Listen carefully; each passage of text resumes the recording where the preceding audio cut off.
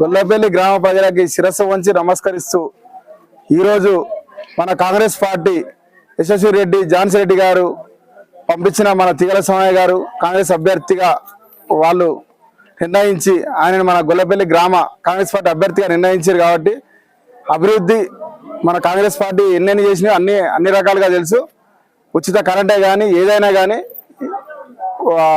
రైతు బంధే కానీ రుణమాఫీ ఫ్రీ బస్సు అన్ని రకాలుగా సన్న బియ్యం ఇవన్నీ చేసిన ప్రభుత్వం ఈరోజు కూడా మన అధికార పార్టీ అభ్యర్థిని గెలిపించుకుంటే మనకు అన్ని రకాలుగా కూడా అభివృద్ధి జరుగుతుందని ఈరోజు సోమయ్య గారు అధికార పార్టీ అభ్యర్థిని గెలిపించుకోవాలని ఈ గొల్లపల్లి గ్రామ ప్రజలకి విన్నపించుకుంటున్నా.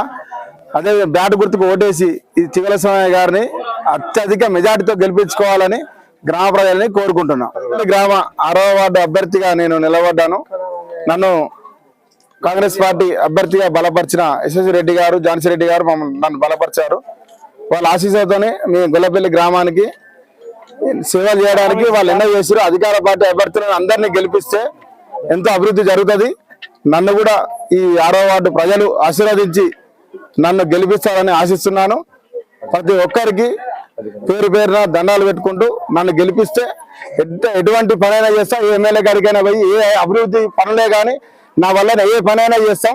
ఒక్కసారి ఆశీర్వదించి నన్ను గెలిపించామని 6వ వార్డు ప్రజల్ని మనసారా శిరస్సు వంచి కోరుకుంటున్నాం.